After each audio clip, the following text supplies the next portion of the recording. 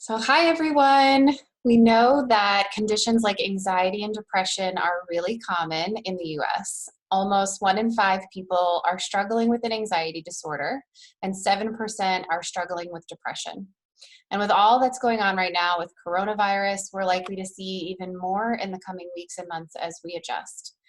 What people may be less aware of is that the way food affects our mood. There are new fields emerging called lifestyle medicine and nutritional psychology that study the way our diets impact our mental health. And these fields can teach us how to shift away from treating conditions with psychotropic medications and embracing food based therapy. So, with that, I'd like to introduce Karen Smith, the Center for Trauma, Stress, and Anxiety's nutritionist. Karen is our newest team member and comes with more than 14 years' experience. She's passionate about providing evidence-based nutrition education and resources to help prevent and reverse chronic disease and mental illness so clients can achieve their true health potential. So Karen, welcome. Broadly speaking, what is lifestyle medicine or nutritional psychology? Sure. So lifestyle medicine is an evidence-based practice of helping individuals and families and communities to adopt and sustain healthy behaviors. And like within the umbrella of lifestyle medicine, there are 6 key components that we look at, and they are healthy eating, physical activity, stress management, healthy relationships, avoidance of risky substances like drugs, alcohol, and tobacco, and sleep. And so really taking a look at all of those pieces of the puzzle for an individual and working with people to help them establish really healthy behaviors in all of those areas. Great. That's great. Those 6 components are really important to just practicing general holistic health and wellness. Yeah, So, for sure. yeah, so what is the connection between our guts and our brains? How does food impact our mood? Yeah, well, it does so in a number of ways. I think probably the most important and the most fascinating to me personally is how the food that we eat feeds the bacteria that live in our large intestine. So people may be familiar with the term microbiome, and that term, like specifically when we're talking about our large intestine and our digestive tract, the bacteria, the microorganisms that live there, you want to be fostering an environment so that the probiotic bacteria, the ones that create compounds that are beneficial to our physical and mental well-being, are thriving. And probiotic bacteria thrive on fiber. So if you think about, and in America, only 3% of people are meeting the recommended daily allowance for fiber. So 97% of Americans are fiber deficient. Wow. So that is a key right there, that we aren't eating, as a country, as a culture, the foods that are really going to help support our immune system, support our mental health, because those bacteria take the fiber that we eat from, whether it's fruit or beans or whole grains, and turn that fiber into compounds and neurotransmitters, things like dopamine and norepinephrine and serotonin, that have a huge impact on the way that we feel and whether or not, we develop feelings of depression and anxiety. Absolutely. That makes a lot of sense. And I want to say I read somewhere that something like 60% of serotonin is actually produced in our gut.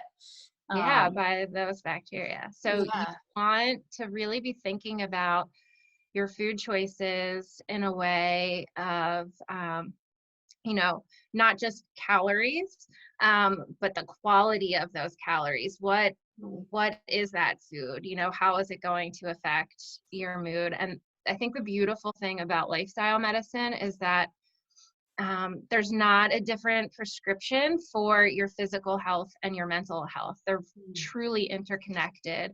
And, I think research has even tried to kind of tease that out to see, like, well, if you're happier, are you healthier? Or if right. you're healthier, are you happier?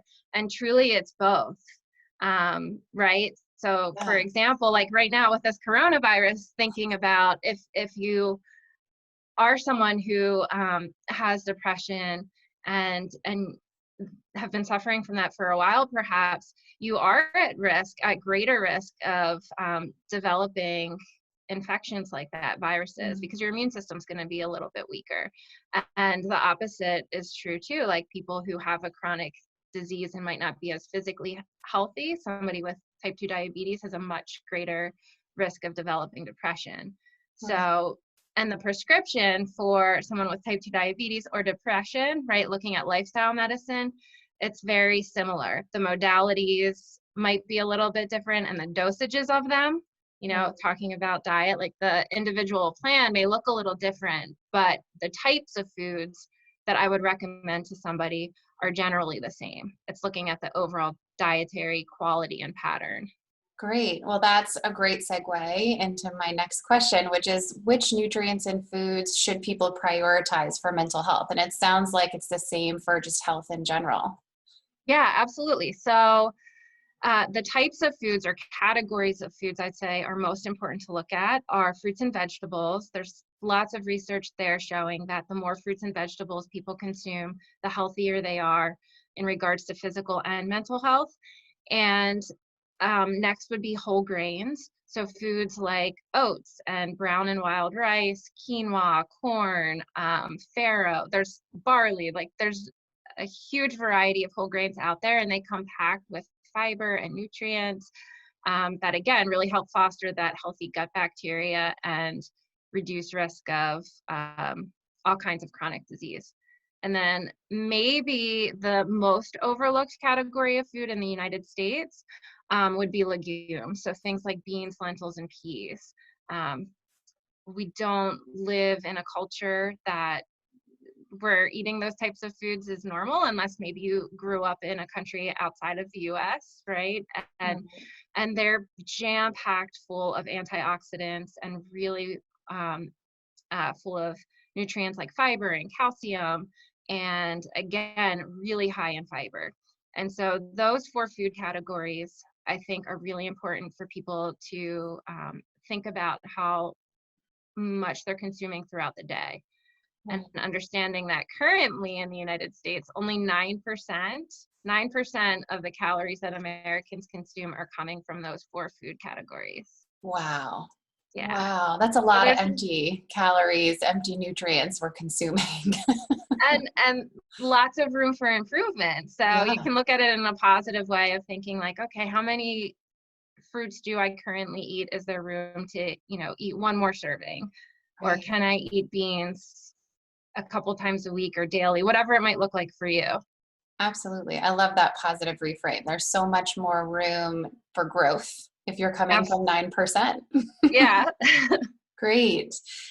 So what are three small changes we could make today to improve our nutrition that would have an immediate impact on our mood and our health? Yeah, I would really start with looking at how many fruits and vegetables you're eating in the day. Do you include fruits and vegetables at every meal? Are they part or incorporated into snacks throughout the day? And if you're not getting to at least 5 servings, ideally, I think people need to be getting to at least 9 servings of fruits and vegetables combined a day. But, start where you are and just try to add one more additional serving. And then looking at your fiber, like focusing on fiber, if there's anything to focus on. Like I often want to get people away from focusing on calories or protein.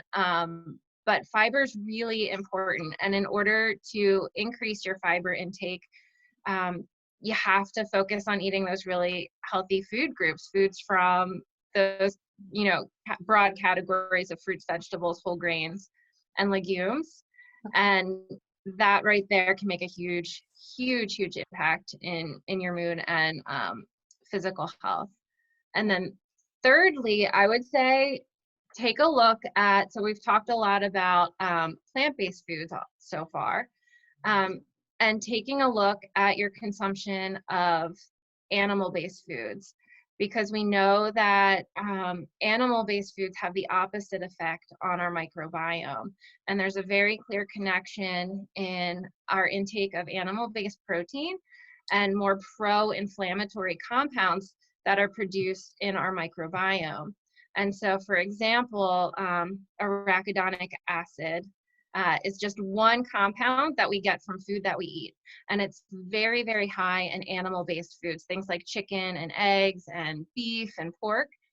And that is one compound that when, being digested by those bacteria, they release compounds. When the arachidonic acid is metabolized, it promotes neuroinflammation. And so is one theory for why people who eat more meat-based diets have higher rates of depression compared to people who eat more plant-based diets. Very interesting. Wow. And I'm sure that's something that's not quite as well known in our society that eats a lot of animal protein. For sure, yeah. So I do like to help people understand, like really get back to the basics of thinking about how much our food has changed really in just the past 100 years even, right? Like, where our brains and our anatomy and our physiology haven't changed, our environment and our access to food has dramatically. And that thinking back to a more natural human environment, right, from the standpoint of what foods would be available to us if we didn't have a grocery store right down the road, it would take away a lot of those options, and we would be able to choose more fruits and vegetables and beans, because they would be like the staples that would be out in the natural human environment. Interesting. This is really interesting. So my last question for you is it possible to rely solely on nutrition as a form of mental health therapy? No. So while it makes a huge impact, right, there really are so many other key components, as I mentioned before, like looking at your physical activity, and even for people who are eating lots of fiber and super healthy foods, if they're not moving, they might still suffer from anxiety and depression. And I can relate to that on a personal level of knowing that my activity is so important for my mental health. And that we are, meant to move. When we move, we create compounds that, are only created when we're in movement, and things that are very much associated with relieving anxiety and depression. Wow. Great. Well, thank you so much. I appreciate it. I feel like I've already learned so much from you, and I'm really excited that you've joined us and you're going to be starting to work with our clients on this amazing integration of nutrition and physical activity with mental health counseling and all of the other kind of mind, body, spirit activities and services that we provide. So welcome. We're so excited to have you. If you're interested in setting up a consultation with Karen to talk more about your nutritional goals and improve your mood, you can email us at info@ctsatherapy.com or call us at 443-567-7037. Thanks, Karen. Thank you.